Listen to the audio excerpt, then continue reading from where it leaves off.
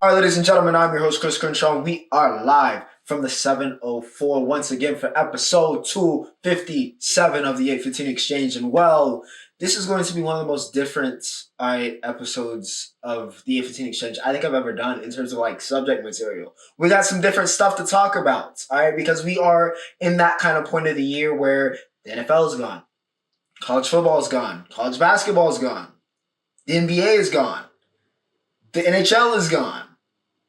We do have the MLB, which we might have a little jab here and there, but they're in the regular season and they've got the longest regular season in sports, so it's not always super duper exciting. But we do have the W. We do have racing, which is getting its own segment today. All right, not just in the roundup. We're gonna talk about it because it was an interesting week in racing. We also got soccer to talk about, some transfers, some little maneuvers that are rumored. Also, the Club World Cup has heated up, honestly, in the past couple of days, and we do have to talk about some certain things that happened during that.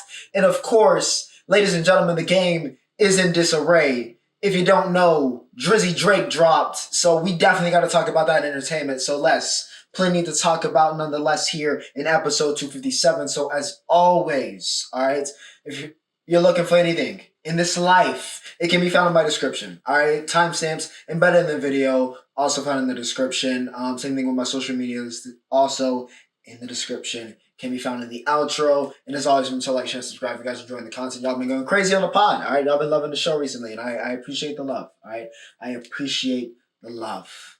But like I said, ladies and gentlemen, we have things to get to. And we have racing to attend to, so let's get to motorsports. And we will start off, as we always do, with F1. It was the Silverstone, one of the most famed Grand Prix in all of Formula One. The Silverstone Grand Prix, the British Grand Prix. And ladies and gentlemen, we do have a British winner yet again this year. And another, yet again, first-time British winner.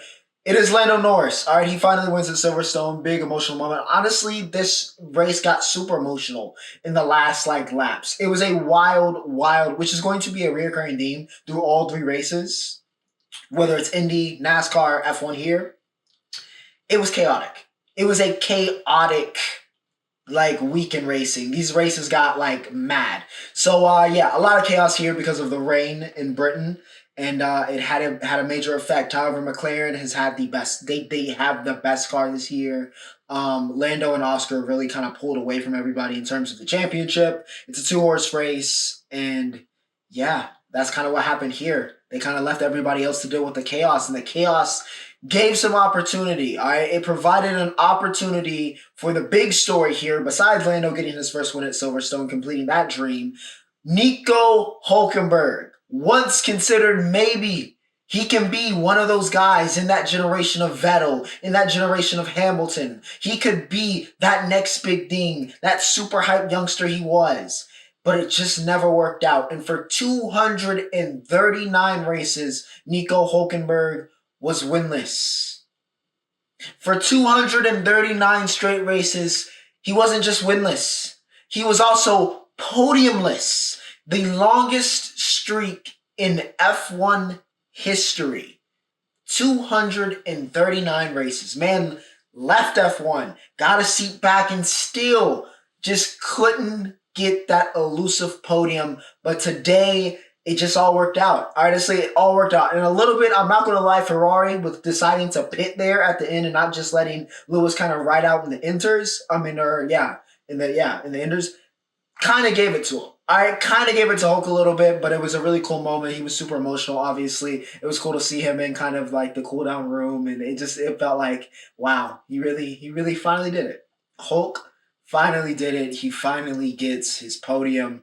Really cool for the Sauber team. So good stuff. All right, it was a rough day for the rookies. All right, it was a rough day. They all, except for Ollie Bierman, got knocked out of this race. All right. The only one that didn't crash was Kimi, and Kimi got crashed into by Hadjar. So, yeah, that was that. All right, it was a rough day for the rookies in the rain. However, McLaren, Papaya is still on top, and a good day for Hulk. Oscar was heated, the most mad I've ever seen him, by the way, about that penalty. He broke as soon as the lights went off on the safety car, so Max kind of got messed up there, and then he spun out. I'm surprised Max didn't black out about that because he was heated all day about his car. But I digress. All right, Lando, Oscar, Hulk is your podium, and that was Silverstone. All right, time for a little break, though, for F1. NASCAR, bro. Chicago. I don't know what. It's not just Chicago, honestly. It's just road courses in general. Listen, if you want to get into NASCAR, and I'll be honest, as a former NASCAR purist, I growing up, I was a lover of the ovals. It's what I grew up on here in America. But and I used to always be like, oh, the road courses are so boring. I didn't want to see a road course. The most exciting race outside of honestly the super speedways, the most exciting as a neutral race to watch are road course races in NASCAR. It is absolute chaos every single time.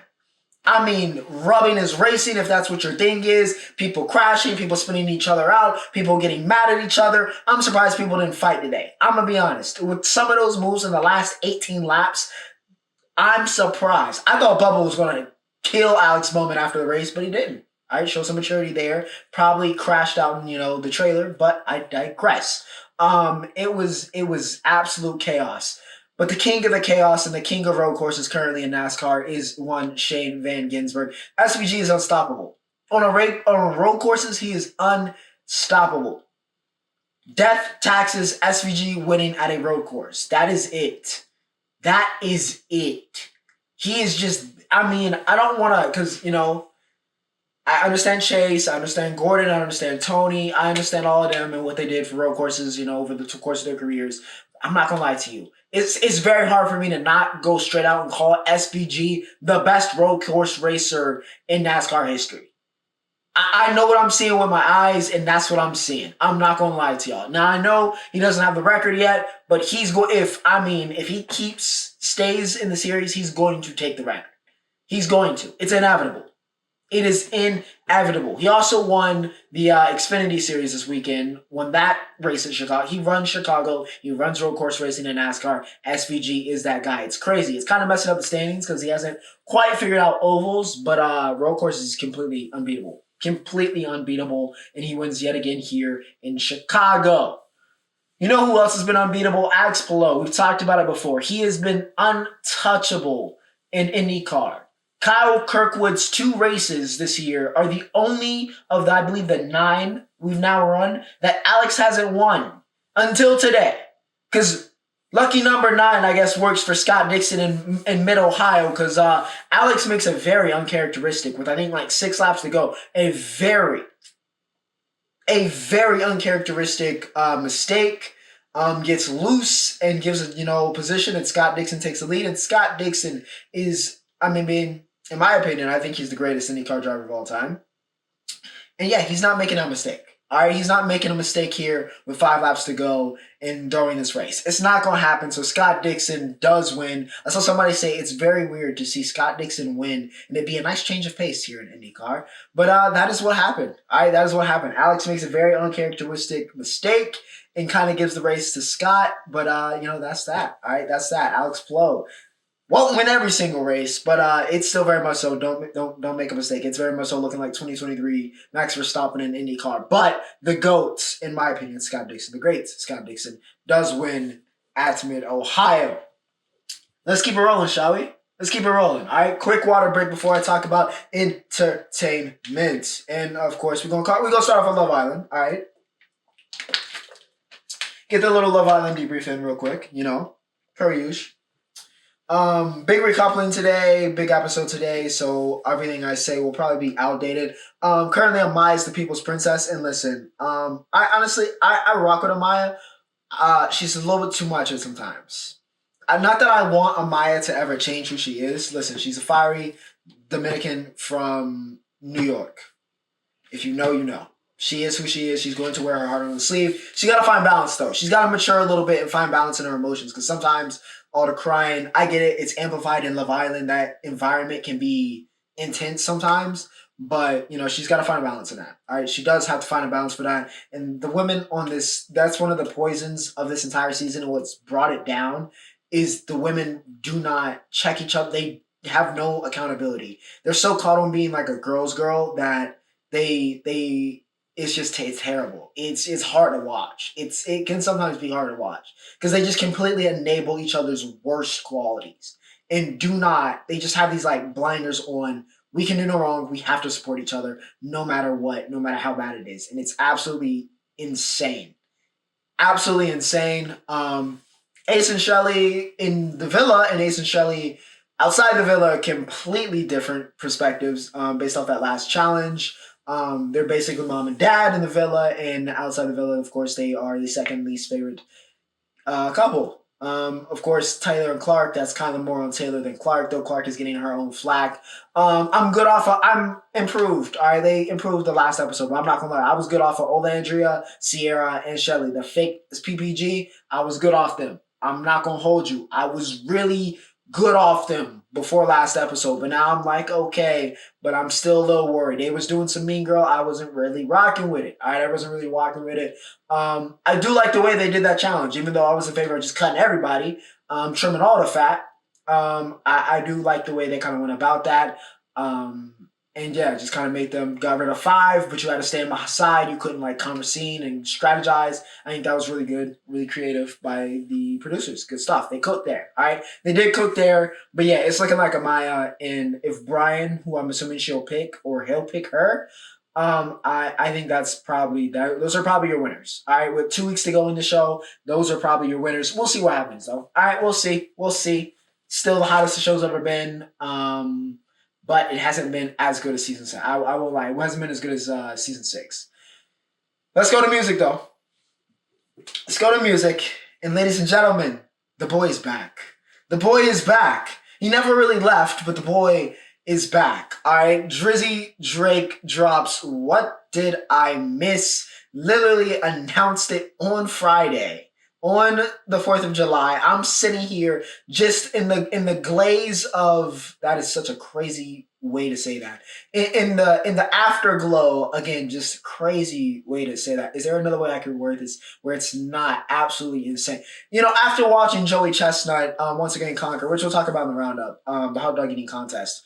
And then all of a sudden I see on my IG, 9 p.m. tonight, I'm like, okay, could this be the, Someone Who Loves Me video, or is this, what is this? Is this Iceman? The font is seeming Iceman. And we did get confirmation that it was, in fact, Iceman. However, the man did make us wait like 35 minutes before actually dropping the song. But nonetheless, all right, The Warehouse, very creative. And then driving out and previewing other songs from the project in the streets of Toronto, live, with no security. Like, that was crazy, all right? That was crazy motion. But it's Drake, so we really shouldn't be surprised. He's the king of Toronto. But yeah, really creative rollout here for Iceman. And what did I miss? All right, it was fire. All right, it was fire. I'm not gonna sit here and lie to you. It was fire, no glaze. Okay. And I know a lot of people are like, oh, which I'm not gonna lie, with the lawsuit going on, kind of crazy. The guns was kind of, because there's no way it's legal to have that many. Just no way. Not that anybody's really gonna check him probably on that, but legally, just with the optics. But regardless, all right, it's what I wanted. All right, it's what I wanted from Drizzy. He needed to adjust. He needed to address what happened. He addressed what happened. I don't know why people are surprised. He can be mad at his label and be like, all right, I'm going to get you back. I get you back. But I'm also an artist. I'm going to hop in the booth. I don't know if what y'all thought this was. Like, I mean, y'all keep expecting him to, like, fall back and, like, take the L or something. That's not going to happen. Get it through your thick skulls. It's not going to happen. He's going to talk his... He's going to. And he just did. All right? And he was right about everything. Nothing he said in that song was really wrong. He is perfectly entitled to feel the way to feel, because it looks kind of crazy the way a lot of y'all switched up and then tried to run back. Or a lot of y'all already trying to run back to him. Kind of crazy. So what did he miss? What did he miss to make you switch up? All right, that was the general message. I was feeling it. All right, it was a great tone setter for the project. The Iceman has arrived, and of course, we will be seated. All right, we will be seated. But Drizzy is back. All right, never really left, like I said, but, Drizzy is back. What else? We had the XSL freestyles for the freshman class. I only, of course, have really seen Ian's, because that's the one that's going viral, because it was absolutely absurd and completely in character. Completely in character. Some of people are taking it too seriously. Some people are taking it way too seriously, but I digress. However, he dropped like a full version of it. Was not bad. The full version of it is actually not that bad. All right, I was kind of rocking with it. So shout out to Ian. And shout out to XSL for continuing to put on for the culture for years and years and years. Even though the freshman class can kind of depend on the quality and who's in it in terms of its relevancy. But we'll always have 2016. All right, we will always have 2016. Overseas, before I come back stateside to talk about Brent, Headie One continues to his, I don't know if it's a project rollout. I would think so. But he drops another single, Big Darg Status. It was tough. All right, it was tough. Headie hasn't missed this year. He's on a good run. I'm liking this. If this is leading to the project, H had a really good run, led to a great project. AJ Tracy had a nice singles run, led to a great project. K-Trap, same thing. And now Headie. All right, so high expectations for Headie for whenever he drops this album. But yeah, Big Darg Status, BDS, good stuff with me. Brent Faiyaz is back. Bernard Skinner is back, and I am healed. Healed mostly because of Jakura. Don't get it wrong. Mostly because of Jakura. But I am also healed because Brent is talking that toxic in my ear again. And I missed it. All right. Tony Soprano was the one. All right. Tony Soprano, of the two that he dropped, was the one. It was my favorite. But both hit. All right. Both hit. But Soprano was classic Brent. It's good to hear him. All right. It's been a minute. All right. I feel like he was kind of letting Tommy kind of take the shine and kind of get his little run off the past year or so, but now it's good to hear Brent again. All right, it's good to hear Brent. And honestly, for the mood I was in and the timing I was on this past weekend and the timing I'm on right now, it's perfect. All right, it is absolutely perfect. Same thing with Drake, honestly, with what he dropped. It's that type of vibe for me right now this summer. That is the timing I'm on, and I'm glad to see it here in our music we're getting right now. So, yeah. Without further ado, though, that was entertainment. And of course, now we are back for soccer or football. All right, and we're actually going to start off on a little bit more of a somber note. I would be amiss if I talked about anything in world football, anything in soccer this week, and I did not mention, of course, the tragic passing of Diogo Jota and Andre, his brother, in the car accident earlier last week. That really shook up and had a pretty profound impact over kind of what happened this week in the soccer world. So, yeah, rest in peace, of course, to Jota. Very exciting player, very talented forward for Liverpool, amongst other teams. But big reason why they've had a lot of success. It was a big kind of member of that, I want to say core, but a big member of that squad in kind of seeing Liverpool reach the heights that they've reached in recent times under Klopp and even now. So, yeah, rough situation, especially it came a week after he got married. And then right before that wins Nations League, right before that wins the Prem. So, really somber, really sad news there. But there was a lot of beautiful tributes, whether it was Mbappe, which we're about to talk about, or Dembele, or just anybody in world football. It's cool to see his legacy still be remembered and be respected the way it has been. So, yeah, rest in peace to Jota. And let's talk about the Club World Cup. All right, let's talk about the Club World Cup. And let's talk about Real Madrid. And let's talk about Dortmund. This was supposed to be the Bellingham Bowl. All right, this was supposed to be Bellingham versus Bellingham, Jude versus Job. However, Job got a yellow card, unfortunately, the match before, so we got robbed of that. But I digress. This was a banger, all right, and one of the best matches of the entire Club World Cup, and honestly, part of the reason why I even decided to make this into a major subject this week, because it was that good, all right, I felt it, all right, it restored the feeling for me a little bit, and I was like, all right, I'm interested enough, I'm invested enough now to where I will entertain this. And also, we had to talk about what happened in PSG Bayern. But, all right, this was a really good match. Gonzalo Garcia, of course, has been the big story for Real Madrid. It's been the big story maybe of the entire Club World Cup. He's the leading scorer. The 20-year-old from their academy has been the breakout. All right, he has been the breakout talent. And I'm not going to sit here and lie to you. He has snatched Endrick's chain. Endrick, my brother in Christ, please go on loan. Okay? Loan. That is your best interest right now because GG got it. He is that guy. Okay, he is the one. Your chain has been snatched, but your career is not over. You're far too young for that, far too talented for that. Go on loan. Madrid, send Endrick on loan. Please, all right? Because Gonzalo Garcia is not leaving the squad at this point. All right, he is not leaving the squad. He's been on fire. He scored to kick this thing off. Dortmund fires back. They go up actually 2-1, and then in stoppage time, it got really hectic. Arda Güler, who, by the way, was on one and has been on, I knew it. I think I said it on here when we were talking about Xabi Alonso taking over at Real Madrid.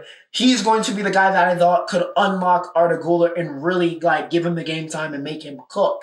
And well, what do we have here? He has 2 incredible assists here. He fires across here in the 94th minute. And ladies and gentlemen, Kylian Mbappe, making his first appearance back from injury, hits a beautiful bicycle kick to ultimately give Real Madrid the win because Guasari ends up getting a penalty after Dean gets beat. He takes a bad red card, by the way, a bad red card for the situation that they've now got to face the team I'm about to talk about. And that's that. But yeah, Mbappe, the savior. I know a lot of people, funny enough, are like, oh, Garcia's going to take Mbappe's spot. No. The best player in the world is still the best player in the world. Do not make a mistake. He won the Golden Boot last year, all right? That's not too much now, all right? Gonzalo's cooking, but not too much, all right? But yeah, Real Madrid, looking good. All right, looking good. I'm worried about their defense, though, without Dean next game in the semis. But they are looking good. All right, they will be playing PSG after they just took out Bayern. All right, 3-0. However, the big story was not Doué once again scoring. It wasn't Dembele once again scoring.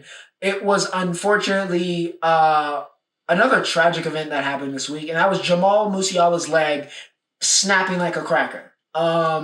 It was bad. It was ugly. You've seen, if you've been around by this point, you've been around the sports game, you've seen it. I don't really have to describe it, what it looked like, but when somebody rolls up on somebody's leg and you can probably imagine it. That is precisely what happens. I'm not going to make it the photo, but yeah, it was ugly. It was ugly. And again, it's the thing that's the fear around this tournament. So many matches. This is supposed to be their off season, right? This is supposed to be the time where it's a break or you're on international duty with your, country, if you're on that level. This is supposed to be the break, all right, between the seasons. And they're not getting that. And that's tough on the players. All right, that is tough on the players. So yeah, seeing Musiala, who's such an important part of that Bayern team, such an important part of Germany. There's a World Cup next year. A guy breaking his leg, he's got to get back in form. Luckily, it wasn't, the worst leg break you could possibly have. He's still going to be gone 4 to 6 months, but, he comes back January, February. He's got to, get back in form to make that team for the summer.